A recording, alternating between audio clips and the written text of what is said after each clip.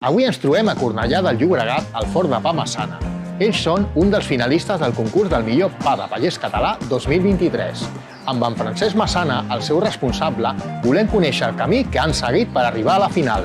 Us recordem que tindrà lloc a Tàrrega el proper 30 de setembre. I esteu tots i totes convidats i convidades a viure aquesta cita tan especial.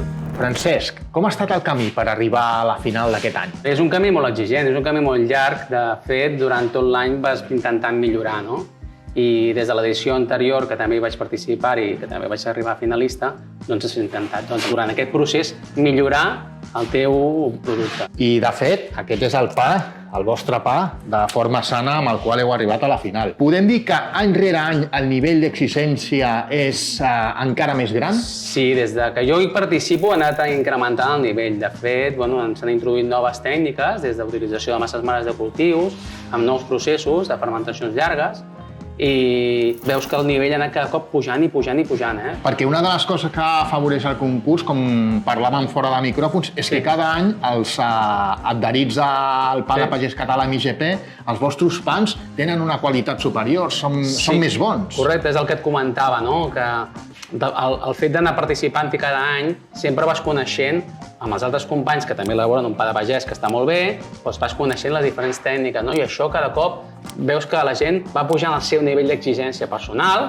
i el nivell d'exigència del concurs. Al final, tots sortim beneficiats, no? del concurs. Perquè a l'actualitat es fa molt de pa, però de tanta qualitat com el vostre, pocs. Home, és que els que estem treballant dins l'IGP utilitzem unes farines de molt bona qualitat, uns processos molt llargs de fermentació, utilitzem noves tecnologies per poder millorar el producte i fer un producte molt més saludable, molt més digestible.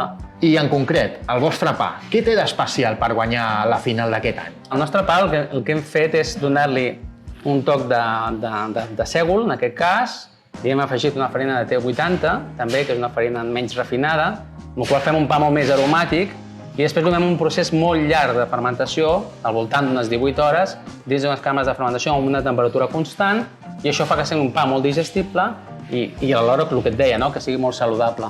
La crosta serà molt més cruixent, una crosta molt més dorada, no serà una crosta pàl·lida, i aquí intervé la caramelització del pa que en veiem aquí, no? Francesc, què significa per vosaltres com a flaquers artesans participar en aquest concurs? Nosaltres el que busquem és un reconeixement a la feina que fem. El fet de participar-hi, doncs bé, podem arribar a la final o no, però també veus en quina situació estàs, no? dins del món de la fleca a Catalunya. Francesc, aquest és el vostre pa finalista del concurs de millor pa de pagès català del 2023. Sí. Us desitgem que tingueu molta sort. Moltes gràcies. Serà, doncs, una final molt disputada. Com cada any. Ens veiem el dia 30, a 30 de setembre, a Tàrrega. Moltíssimes gràcies, Molt bé, Francesc. gràcies.